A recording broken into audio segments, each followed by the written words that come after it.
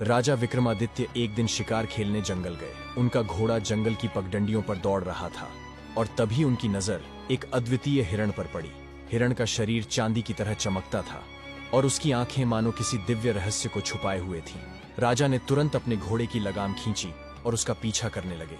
वह हिरण इतनी फुर्ती से दौड़ रहा था कि राजा को उत्तर, पूरब और पश्चिम की दिशा में ले जाता हुआ दक्षिण की ओर खींच लाया। शाम का समय हो गया था और जंगल की घनी छाया में अंधेरा पसरने लगा था। जब राजा हिरण के बिल्कुल पास पहुंचने वाले थे, वह अचानक रहस्यमय तरीके से गायब हो गया। राजा ने घोड़े को रोककर चारों ओर देखा, लेकिन दूर दूर तक हिरण का कोई नामो निशान नहीं था। उन्हें एहसास हुआ कि वह बहुत दूर आ चुके हैं और जंगल का यह हिस्सा उनके लिए बिल्कुल अनजान है। चारों ओर केवल पेड़ों की घनी कतारें थीं और हल्की हल्की हवा के साथ पत्तों की सरसराहट सुनाई दे रही थी। राजा को रास्ता नहीं सूझा, लेकिन उन्होंने हार नहीं मानी। थोड़ी देर सोचने के बाद उन्होंने एक ऊंचे वृक्ष पर चढ़कर दूर दूर तक देखा। जंगल के बीचों बीच चांदनी रात में एक भव्य महल दमक रहा था। ऐसा प्रतीत हो रहा था जैसे महल किसी जादुई शक्ति से रोशन हो रहा हो। राजा तुरंत अपने घोड़े के पास आए और उसकी लगाम पकड़े महल की ओर चल दिए। जैसे ही वे महल के पास पहुंचे, उन्होंने देखा कि महल के चारों ओर एक अदृश्य चमकती हुई रेखा खींची हुई थी। उन्होंने घोड़े को महल के बाहर एक पेड़ से बांधा और साहस के साथ महल के विशाल द्वार के पास पहुंचे। द्वार अपने आप धीरे धीरे खुल गया। अंदर प्रवेश करते ही उन्हें 4 सुंदर और आलीशान कमरे दिखाई दिए। पहले कमरे में विविध प्रकार के स्वादिष्ट व्यंजन रखे हुए थे। राजा को भूख लगी थी तो उन्होंने तुरंत वहां भोजन ग्रहण किया। दूसरे कमरे में सोने के 4 बड़े बड़े बिस्तर सजे हुए थे। कमरे की दीवारों पर सुनहरी नक्काशी की गई थी और चारों ओर एक सुखद सुगंध फैली हुई थी। राजा को थकान महसूस हो रही थी तो उन्होंने सोचा कि थोड़ा विश्राम कर लेते हैं। तीसरे कमरे में उन्होंने प्रवेश किया तो वहां उन्होंने देखा कि हीरे, जवाहरात और सोने चांदी की अशर्फियों का ढेर लगा हुआ था। यह दृश्य देखकर राजा चकित रह गए।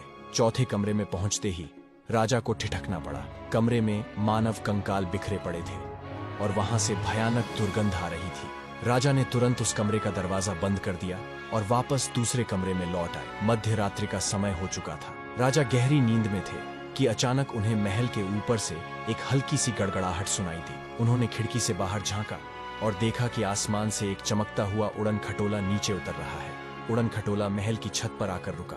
उसमें से 4 सुंदर परियां उतरी। उनके शरीर से प्रकाश की किरणें फूट रही थीं और ऐसा लग रहा था मानो चांद की रोशनी भी उनके सौंदर्य के आगे फीकी पड़ गई हो। परियां महल के अंदर आईं और राजा के बंधे हुए घोड़े को देखकर समझ गईं कि महल में कोई अतिथि आया है। चारों परियां मुस्कुराते हुए कमरे में दाखिल हुईं और सोते हुए राजा को देखकर प्रसन्न हो उठी। राजा उनकी सुंदरता देखकर मंत्रमुग्ध हो गए। परियों ने राजा की सेवा में कोई कसर नहीं छोड़ी। वे उनके लिए दिव्य पेय और फल लेकर आईं और उनसे बातचीत करने लगी। सुबह होने पर राजा ने परियों से कहा, मुझे अब अपने राज्य लौटना चाहिए। मेरे लोग मेरी प्रतीक्षा कर रहे होंगे। परियों ने यह सुनते ही राजा को रोकने की कोशिश की।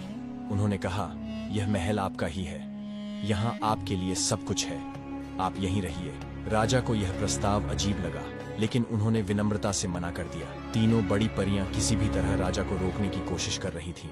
वे अपने जादुई तरीके से उन्हें रुकने के लिए मनाने लगी। चौथी और सबसे छोटी परी ने राजा से अलग से बात की।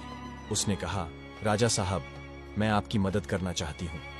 मेरी तीनों बहनें आपको यहाँ रोकने की कोशिश कर रही हैं, लेकिन उनके इरादे नेक नहीं हैं। राजा ने हैरानी से पूछा, ऐसा क्यों? क्या हो सकता है? परी ने धीरे धीरे कहा, पूर्णिमा की रात को हमारा एक त्योहार आता है। उस रात हमारी बड़ी तीनों बहनें बेहद खतरनाक बन जाती हैं।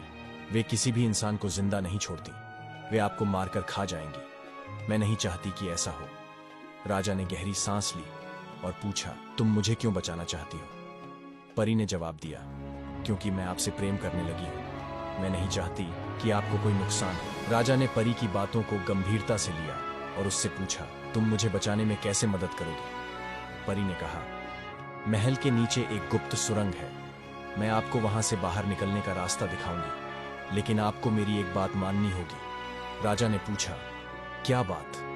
परी ने कहा, आपको इस महल से दूर जाने के बाद कभी पलटकर नहीं देखना होगा, चाहे कुछ भी हो जाए।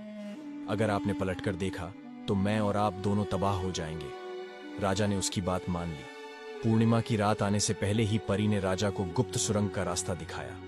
जब तीनों बड़ी परियां महल के दूसरे हिस्से में व्यस्त थीं, चौथी परी ने राजा को सुरंग के मुहाने तक पहुंचाया। जैसे ही राजा सुरंग में दाखिल हुए, उन्होंने परी को अंतिम बार देखा। वह उदास थी, लेकिन उसकी आंखों में प्रेम और चिंता साफ झलक रही थी। राजा सुरंग के जरिए महल से बाहर निकल गए। सुरंग के बाहर निकलते ही राजा ने खुद को जंगल के एक किनारे पर पाया। वह तेजी से अपने घोड़े की ओर बढ़े, लेकिन तभी उन्हें पीछे से परियों की आवाजें सुनाई दी। ऐसा लग रहा था कि वे राजा को बुला रही थी। उनकी आवाजों में दर्द और गुस्सा था।